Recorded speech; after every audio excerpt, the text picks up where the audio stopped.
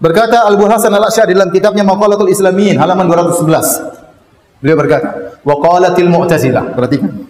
Dan berkata orang-orang Mu'tazilah, anna Allah istawa 'alal arsyihi bi makna istaula. Allah beristiwa di atas arsy-Nya, maksudnya menguasai apa? Arsy. Jadi istiwa di atas diartikan dengan apa?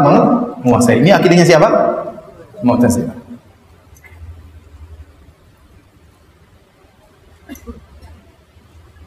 Dalam halaman yang lain, halaman 157, beliau berkata yang sama. Ar-Rahmanu 'alal arsy istawa wa qalatil Mu'tazilah. Dan orang-orang Mu'tazilah berkata tentang firman Allah Ar-Rahmanu 'alal arsy istawa, yakni istaula, di atas. Demikian juga dalam Risalah ila Ahli Tsaghar, dia bukunya yang lain, halaman 131. Ya.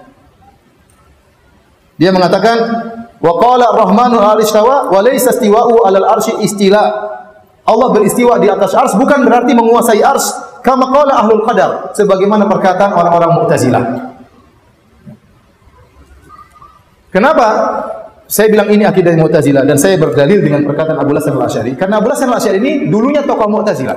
Dia 40 tahun di atas akidah Mu'tazilah. Berguru pada bapak tirinya yang bernama Al-Jubba'i.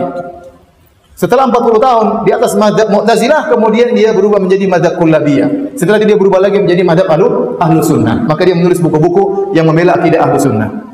Jadi tidak ada buku yang saya temui selama sepanjang saya belajar tentang firqah-firqah, tidak ada buku yang paling detail menjelaskan tentang akidah Mu'tazilah seperti buku Maqalatul Islamiyin karangan Abu Hasan Al-Asy'ari. Kenapa? Karena dia dahulu adalah tokoh Mu'tazilah. Makanya waktu dia beberkan akidah Mu'tazilah, dia jelaskan Mu'tazilah terpecah menjadi sekian-sekian. Yang ini ngomong begini, yang ini ngomong begini, yang ini ngomong begini, ngomong begini. Sehingga waktu dia mengatakan Mu'tazilah yang mengatakan Allah istiwa artinya istaula, maka kita yakini perkataan dia. Ya. Jadi ternyata orang-orang yang menyatakan Allah tidak di atas itu atau mentakwil bahwasanya Allah di atas arsy maksudnya menguasai arsy, itu ternyata akhirnya siapa? Mu'tazilah. Dan ternyata masalah Allah di atas arsy ini secara zatnya kelihatannya sepele, tapi ternyata ini adalah pembeda antara akidah Ahlussunnah dengan akidah Ahlul Bidah. Ternyata ini adalah pembeda antara akidah Ahlussunnah dengan Ahlul Bidah. Kenapa? Turunan dari ini berarti pentakwilan ratusan dalil. Paham? Turunan dari masalah ini berarti menerima ratusan dalil atau mentakwil ratusan dalil. Makanya masalah ini dijadikan pembeda oleh para ulama Ahlussunnah antara akidah Ahlussunnah dengan akidah Ahlul Bidah.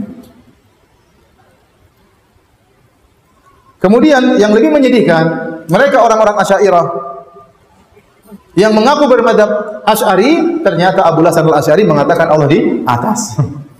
Jadi mereka selama ini bernisbah kepada orang yang sudah bertaubat. Dan subhanallah qadarullah, buku-buku yang ditulis oleh Abu Hasan Al-Asy'ari seperti Maqalatul Islamiyin, Risalah ila Ahli Tsaghar, kemudian Al-Ibana an Usulid Diyanah, semuanya menyatakan Allah di atas. Kalau mereka mengatakan kami bermadzhab Asy'ari, datangkan buku Asy'ari yang mengatakan Allah tidak di atas. Saya tantang mereka, datangkan. Buku Asy'ari semua yang sampai kepada kita mengatakan Allah di atas. Kalau gitu antum bukunya siapa kalau begitu? Oh, Abu Hasan Asy'ari yang dulu sebelum berubah. Ya sebelum berubah itu dia masih menyimpang. Dia sekarang berubah kepada yang benar di ujung hayatnya. Ya. Ini kenyataan pahit yang harus mereka ketahui. Bahwasanya ya ternyata yang mereka yakini ternyata bukan akidahnya Abu Hasan Al-Asy'ari. Padahal mereka berbangga-bangga, bernisbah, berafiliasi kepada Abu Hasan Al-Asy'ari. Ternyata buku-buku Abu Hasan Al-Asy'ari sampai kepada kita semua menyatakan Allah di atas. Apalagi dalam Risalah ila Ahli Tsaghar, dia berkata ijma' bahwasanya Allah di atas. Ini ijma' ke-9 kalau enggak salah. Allah berada di atas.